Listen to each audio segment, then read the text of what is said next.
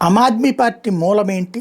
పర్టిక్యులర్‌గా ఏవైతే నీతి రాజకీయం, అవినీతి రహిత రాజకీయం. చివరికి కేజ్రీవాలే లిక్కర్ కుంభకోణం. సరే మళ్ళీ కొట్టారు, మళ్ళీ ఇప్పుడు అది ఢిల్లీలో నడుస్తోంది, అదొక వైపున.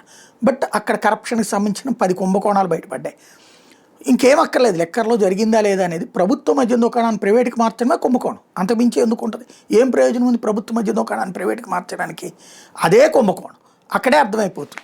దొరకచ్చు, దొరక్కపోవచ్చు. అది పక్కన పెడితే ఇప్పుడు తాజాగా పంజాబ్‌లో చండీగఢ్‌లోని పలు ప్రాంతాల్లో ఎన్ఫోర్స్మెంట్ డైరెక్టరేట్ అధికారులు గురువారం సోదాలు నిర్వహిస్తుంటే భూ వినియోగ మార్పిడి అనుమతుల కేసులో నగదు అక్రమ చలామణికి సంబంధించిన దర్యాప్తులో భాగంగా జరిగితే పంజాబ్ సీఎం భగవంత్ మాన్ సన్నిహిత అధికారి సీఎంఓలో ఓఎస్టీగా విధులు నిర్వహిస్తున్న రాజ్బీర్ గమన్ అతనికి వివిధ పనుల్లో సహకరిస్తూ నితిన్ గోహాల్ నివాసాలతో పాటు పలు కార్యాలయాల్లో ఈడీ తనిఖీలు చేస్తే మొహాలీలోని ఖరార్లో ఉన్న అపార్ట్మెంట్లో అధికారులు చేరుకోగానే 9వ అంతస్తు నుంచి 500 నోట్ల కట్టలతో నిండిన 2 బ్యాగులను ఎవరో కిందకి వేసిరేయడం, అదే సమయంలో వాహనం మీద వచ్చిన డ్రైవర్ వాటిని తీసుకుని అక్కడి నుంచి పరారవడం, విసిరిన బ్యాగుల్లో ఉన్న 21 లక్షలతో పాటు మొత్తం కోటి స్వాధీనం చేసుకున్నట్టు గురువారం ఈడీ అధికారులు ప్రకటించారు. దాన్ని బట్టి ఏమర్థమవుతున్నది? అవినీతి ఏ స్థాయికి పెరిగిపోయింది ఆమ్ ఆద్మీ పార్టీలో.